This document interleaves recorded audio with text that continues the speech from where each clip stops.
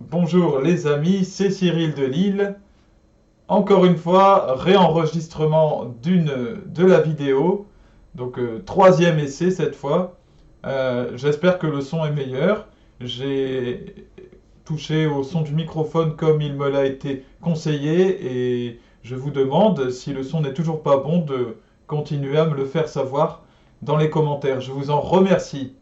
Voilà, c'est très gentil. Se nourrir du beau, développer son humanité. Allez, on est reparti avec ce thème. Il y a cinq facettes qui composent l'être humain. Quelles sont-elles? Il y a la facette sociale, les relations aux autres, la facette intellectuelle, la raison, la facette corporelle, le physique, la facette spirituelle, la prière, la facette dont je vais parler aujourd'hui, émotionnelle, le cœur. Comment nourrir donc cette dimension émotionnelle d'une bonne façon? Comme l'indique le titre, se nourrir du beau. Pour nourrir la dimension émotionnelle, il faut parler au cœur. Traditionnellement, dans toute l'histoire philosophique, l'émotion est opposée à la raison. La passion, plus précisément, est souvent opposée à la raison. En fait, effectivement, nos émotions sont liées à notre dimension passionnelle, à ce qui parle de manière imagée à nos tripes, à nos entrailles. Cette dimension qui nous permet de rire, de pleurer, de rêver, de ressentir de la joie, ce qu'on appelle exulter dans l'Église, chez les cathos, chez les chrétiens, et puis ce qui donne aussi de vivre la compassion, donc de se mettre à la place de l'autre et de vivre ce que lui vit comme émotion. Voilà. Évidemment, ces choses dont je viens de parler ne sont pas raisonnées. Voilà, rire, c'est pas raisonnable. C'est pas spécialement raisonnable. Pleurer non plus. Et pourtant, c'est constitutif de notre humanité de manière essentielle, comme chacun des aspects que j'ai cités, autant que l'aspect intellectuel. Voilà, c'est un aspect qui est essentiel pour chaque chrétien, bien sûr, mais de manière générale pour chaque personne qui veut se développer correctement, et même au-delà de chaque être humain. Après, il y en a qui choisissent de ne pas le développer. Il y a beaucoup de gens qui sont déficitaires de ce côté-là, du côté du cœur, qui ont peu d'émotions et qui parlent surtout avec leur raison et leur intellect. Et donc ça donne des gens un peu secs, cassants, des rabat-joie, voilà, ce genre de caractère. Comment nourrir ce cœur? Puisque c'est très important de nourrir notre cœur. J'ai parlé de la compassion. La compassion est essentielle pour vivre, par exemple, une grâce divine qui est la miséricorde. Qu'est-ce que la miséricorde? Eh bien, c'est la capacité de descendre au niveau d'une personne. Donc Dieu fait preuve de miséricorde pour nous, puisqu'il descend à notre niveau, pour se mettre à sa place et vivre ce qu'il vit pour mieux le comprendre, pour être bouleversé complètement. Voilà, le bouleversement a trait à notre aspect émotionnel. Donc vous voyez, il y a vraiment une réalité divine qui est liée à notre aspect émotionnel, qui est donc, encore une fois, essentiel. Alors comment faire vibrer, ça c'est un slogan publicitaire, faire vibrer ses émotions? Comment nourrir cet aspect? Eh bien, comme je le dis dans le titre, en se nourrissant du beau. Et le vecteur royal pour cela, c'est l'art. Voilà. L'art, car qui ignore l'art ignore le sublime. Le but de l'art, nous sommes en 2020, je le sais bien, mais c'est d'atteindre le beau. Justement, le sublime. À notre époque, cela est au mieux ignoré, au pire contesté, puisque nous avons somme d'artistes qui nous présentent des œuvres qui sont originales, c'est tout, mais qui ne sont pas forcément belles, loin de là. Des œuvres, que ce soit d'art plastique, des œuvres musicales, il y en a tout un paquet. Je vais vous citer quelques exemples. Vous avez sûrement entendu parler de cette histoire de cet artiste qui a collé une banane, qu'il a scotché sur un mur dans un musée, et puis qui a appelé ça, je ne sais plus, banane accrochée au mur, et qui a vendu ça à un prix phénoménal. Voilà, donc il se fiche du monde, c'est parce que ce n'est pas beau, ce n'est pas technique, il n'y a aucun savoir-faire pour réussir à faire ça, ça n'a pas de sens, ça ne veut rien dire. Mais c'est original, hein, puisque c'est le premier à avoir fait ça. Et puis aussi, ce qui est important aujourd'hui, c'est s'exprimer soi-même, dire ce qu'on a envie de dire soi, c'est ça le plus important. Voilà, donc si l'artiste a envie de dire qu'il nous prend pour des débiles, bah, il le fait comme ça, par exemple. D'ailleurs, il y a un monsieur qui est passé, je ne sais pas si c'était un artiste ou non, mais qui est passé dans le musée, il a décroché la banane, il a eu ce courage-là, et il l'a mangée. Voilà, il a appelé ça mangeage de banane accrochée au mur. Et il a été arrêté par la sécurité hein, comme un criminel. Il a été sorti du musée. Et puis l'artiste, le grand artiste qui avait scotché la banane est venu scotcher une autre banane. Hein, il a remis sûrement le même scotch. Et puis il a remis le prix dessus. Voilà.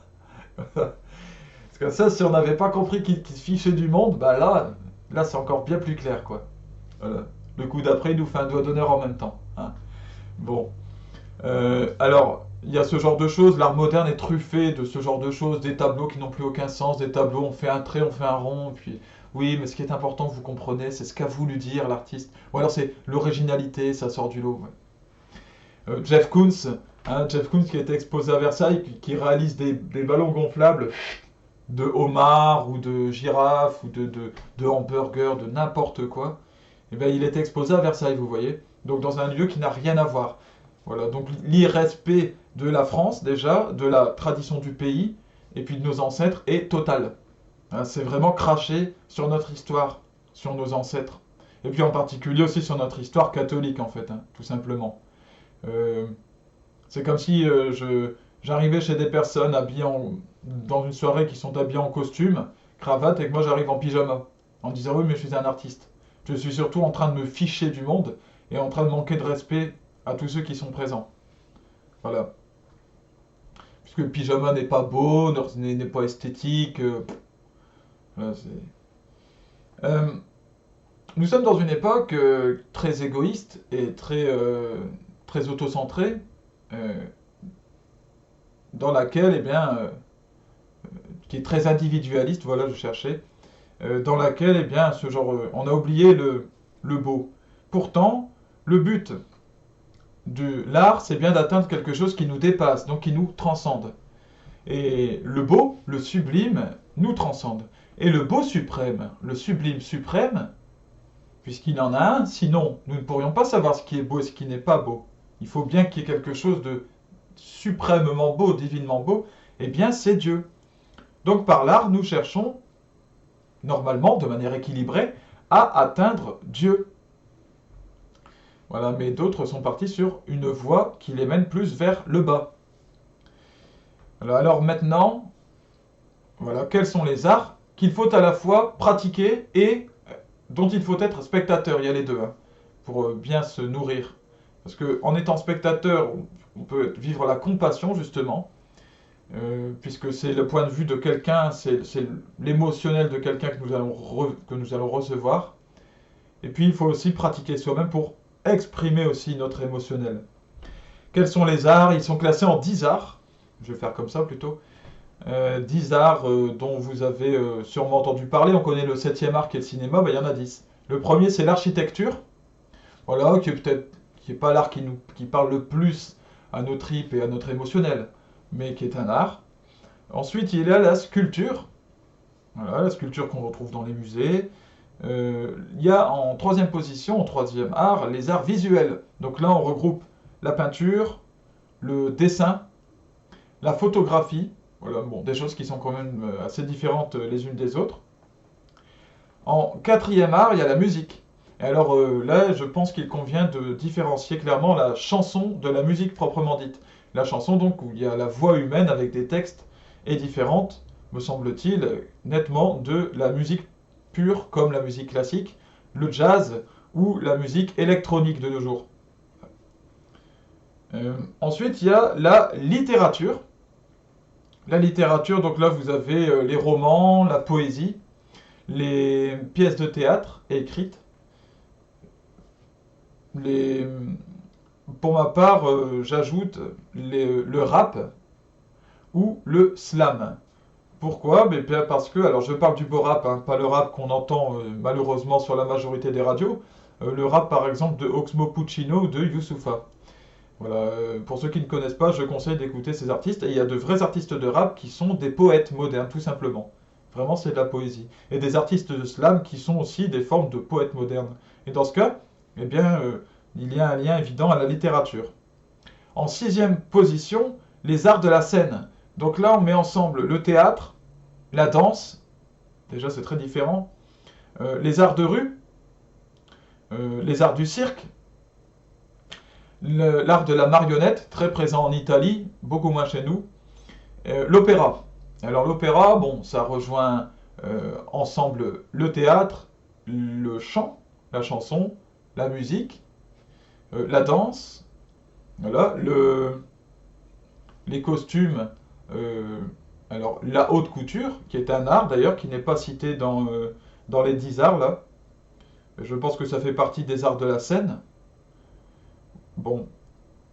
En septième art, comme je l'ai dit, il y a le cinéma.